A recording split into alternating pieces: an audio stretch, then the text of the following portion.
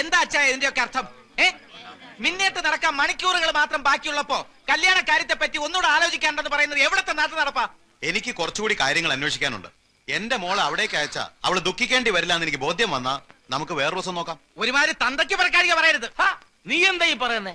ഈ കല്യാണം നടത്താൻ ഇയാൾ കിട്ടാവല്ലെന്ന് അന്നീപ്പാരാ മധ്യസ്ഥം പറ ഇങ്ങോട്ട് വിളിച്ച്.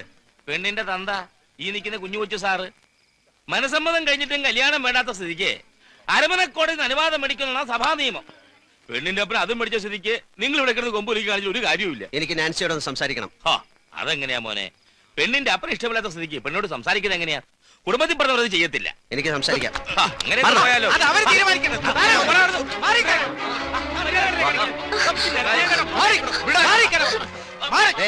ഇവളെ വിളിച്ചിറക്കി കൊണ്ടുപോകാനാ ഞാൻ വന്നത്. നിനക്ക് സമ്മതമാണെങ്കിൽ നാളെ നിന്റെ കഴുത്ത് ഞാൻ മിന്നു കിട്ടും. വരാൻ തയ്യാറാണോ? തയ്യാറാണോ എന്ന്? അവിടെ നിന്നാണ് എന്റെ നഷ്ടങ്ങൾ ആരംഭിച്ചത്. വർഷങ്ങൾ കഴിഞ്ഞിട്ടും നാൻസിയെ മറക്കാൻ എനിക്ക് കഴിഞ്ഞില്ല. മനസ്സുകൊണ്ട് അവൾ എപ്പോഴും എൻ്റെ കൂടെ ഉണ്ട്. ഇവിടെ ഈ സിംഗപ്പൂരിൽ. പിന്നീട് സണ്ണിച്ചൻ നാട്ടിൽ പോയിട്ടില്ല? ഇല്ല, വേറൊരു വിവാഹത്തെക്കുറിച്ച് ചിന്തിച്ചിട്ടുമില്ല. നാട്ടിൽ നിന്ന് ഫോൺ ചെയ്യുമ്പം അമ്മച്ചിക്ക് ഒന്നേ അറിയണ്ടൂ, എപ്പോഴാണ് എൻ്റെ കല്യാണം എന്ന്. അത് നടന്നു കാണാൻ വേണ്ടി മാത്രം ജീവിച്ചിരിക്കുന്ന പോലെ. ഇനി ഫോൺ ചെയ്യുമ്പോൾ ഞാൻ പറയും, കെട്ടാൻ ഞാൻ റെഡി. ഇവിടെ സുന്ദരിയായ ഒരു നസ്രാണി കൊച്ചിനെ ഞാൻ കണ്ടുവച്ചിട്ടുണ്ട്, ദിവസം നിശ്ചയിച്ചോളാം. അപ്പൊ നാൻസി? അവൾ പോയി. കഴിഞ്ഞ വർഷം എനിക്കൊരു വെഡിങ് കാർഡ് കിട്ടി. വധു നാൻസി, വരൻ എൻ്റെ കുടുംബം തകർത്ത പുല്ലാങ്കുന്നേൽ പാപ്പച്ചൻ്റെ മകൻ പോളച്ചൻ. ഇതാ പറയണത്, വിലപിടിപ്പുള്ള ഒന്ന് നഷ്ടപ്പെടുമ്പോ മറ്റൊന്ന് നമ്മെ കാത്ത് എവിടെയോ ഉണ്ടെന്ന്.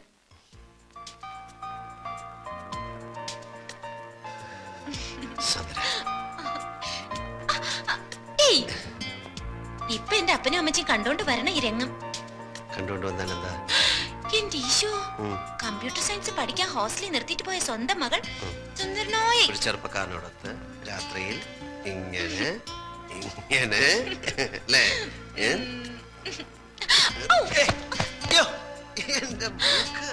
സോറി സോറി കേട്ടോ.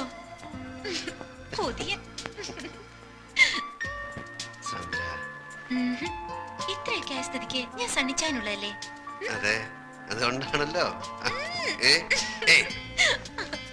അതൊക്കെ വീട്ടുകാരറിഞ്ഞ് പള്ളി വെച്ച് മിന്നി കെട്ടിട്ട് അതുവരെ എന്റെ പൊന്നു മോന് ക്ഷമിച്ചൂടെ?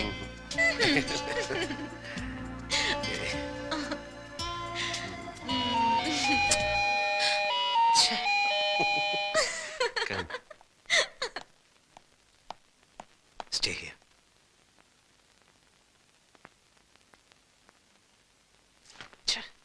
കണ്ട നേരം അച്ചായൻ അച്ചായൻ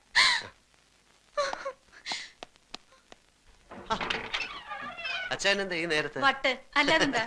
എടാ സണ്ണിക്കുഞ്ഞെ, ഇന്ന് ഞങ്ങളുടെ 15th വെഡിങ് ആനിവേഴ്സറി എന്ന് എനിക്ക് അറിഞ്ഞുകൂടെ? സോറി, ഹാപ്പി സന്തോഷപ്രദമായ നീണ്ട 15 വർഷത്തെ ദാമ്പത്യ ജീവിതത്തിന്റെ ഒരാഘോഷം. ശരി. പിള്ളേരെല്ലാം ഡ്രൈവർ നായരെ ഏൽപ്പിച്ചിട്ട് ഞങ്ങളൊന്ന് കറങ്ങാൻ ഇറങ്ങിയതാ. പാതിരാത്രിയിലോ? ഈ ഹണിമൂണിന് പാതിരാവുന്നോ പരാവെളുപ്പൊന്നോ ഉണ്ടോ? കടപ്പുറത്തിരുന്നപ്പോ എനിക്കൊരു ഐഡിയ. ഇന്നത്തെ രാത്രി സ്ഥിരം കിടപ്പുമുറി വിട്ട് മറ്റെവിടെയെങ്കിലും ഉറങ്ങാമെന്ന്, ജസ്റ്റ് ഫോർ എ ചേഞ്ച്. അപ്പോഴാ എനിക്ക് നിന്റെ വീടിനെ പറ്റി ഓർമ്മ വന്നത്. അതല്ല, നിനക്ക് വല്ല ബുദ്ധിമുട്ടുണ്ടോ? എനിക്കൊന്നുമില്ല. പിന്നെ ഞങ്ങളുടെ ഈ ത്രില്ലും മൂടും ഒക്കെ കണ്ട് നിനക്ക് ഒരു പെണ്ണ് കെട്ടണമെന്ന് തോന്നുകയാണെങ്കിൽ ഒറ്റ വെടി 2 പക്ഷി. നീ വന്നേ, നീ വന്നേന്ന് ഒരു പെഗ്ഗെട്. ചേച്ചി ഒരു പെഗ്ഗെട്. നീ വാ, ഒരു പെഗ്ഗെടുക്കാൻ. അല്ല ചേച്ചി. ആഹാ, അപ്പോ നിനക്ക് ഞങ്ങളുടെ വെഡിങ് ആനിവേഴ്സറി ഒന്നും ഓർക്കാനില്ല. അത്യാവശ്യമായിട്ട് എനിക്ക് ഒരു ജോലി വിസ്കി ഉണ്ട്.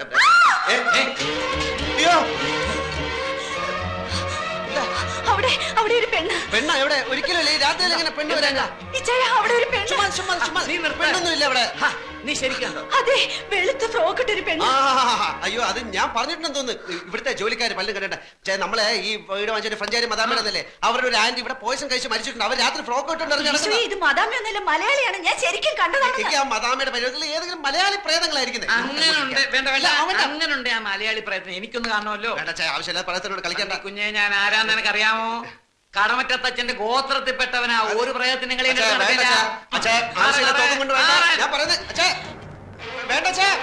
സണി കൊണ്ട് പോകണ്ട.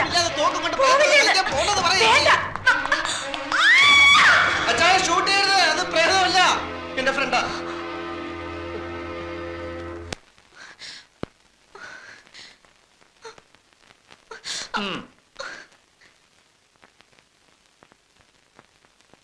ചേച്ചി ചേച്ചി തെറ്റിദ്ധരിക്കരുത്, ഞാൻ പറഞ്ഞേക്ക്. സത്യമായിട്ടും ഇത് ഞാൻ കെട്ടാൻ പോകുന്ന പെണ്ണാ. അച്ഛേ, ശബ്ദിക്കരുത്. ഞാൻ ഈ പ്രയത്നോടും സംസാരിക്കട്ടെ. ഡേ, എന്താ നിന്റെ പേര്? സാന്ദ്ര. സാന്ദ്ര വാളുക്കാരൻ. നിന്റെ അപ്പന്റെ പേരെന്താ? ജോൺ വാളുക്കാരൻ.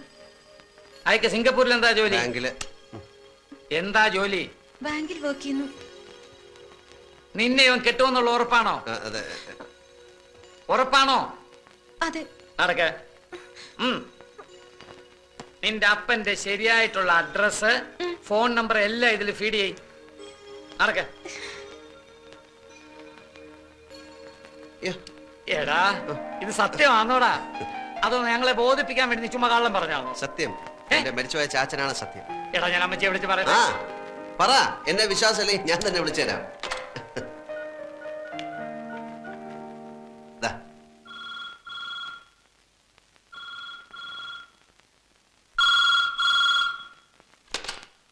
ഹലോ. അതെ, കൊടുക്കാം. അമ്മച്ചി, എന്താ സാറേ ഈ രാത്രിയിലെ? സിംഗപ്പൂരിൽ നിന്നാ, കുരുവിള സാർ. ഹലോ. പിന്നെ ഞാനും സണ്ണിച്ചനും ഗീതയും കൂടി ഒരു പെണ്ണ് കാണാൻ പോയി. പെണ്ണ് കണ്ടു, ഇഷ്ടപ്പെട്ടു. പെണ്ണിന്റെ നാടും വീടും ഒക്കെ എവിടെയാ? നാട്ടിൽ എവിടെയാണ് നിന്റെ വീട്? തൃശ്ശൂർ. തൃശ്ശൂരാ. പെങ്കൊച്ചിന് ജോലിയുണ്ടോ? പഠിക്കുന്നോ? ഏയ് ഇല്ല, പഠിക്കുക. എന്തോന്നാ പഠിക്കുന്നത്? കമ്പ്യൂട്ടർ സയൻസിന് പഠിക്കുക. അമ്മച്ചിയും പെങ്ങന്മാരും അളിയന്മാരും കൂടെ വികാരിയച്ഛനെ കണ്ടിട്ട് ഒരു ദിവസം അങ്ങ് നിശ്ചയിച്ചോ? ശരി. എടാ പൈലി, സണ്ണിച്ചനും കുരുവിളയും കൂടെ അവിടെ ഒരു പെണ്ണിനെ കണ്ട് എല്ലാം ഉറപ്പിച്ചെന്ന്. അവനത് പറയാൻ നാണായതുകൊണ്ടാന്ന് തോന്നുന്നു കുരുവിളെ കൊണ്ട് വിളിപ്പിച്ചത്. പിന്നെ കുട്ടികളെയൊക്കെ ഒന്ന് വിളിച്ചു പറഞ്ഞാലോ? ഈ പാതിരാത്രിക്കോ അമ്മച്ചി? നേരെ ഒന്ന് വെളുത്തോട്ടെ. എനിക്കിനി കിടന്ന ഉറക്കം വരത്തില്ല. എനിക്കിനി കുറച്ചു ദിവസത്തേക്ക് ഉറക്കമേ വരത്തില്ല. സണ്ണിച്ചന്റെ കല്യാണമല്ലേ.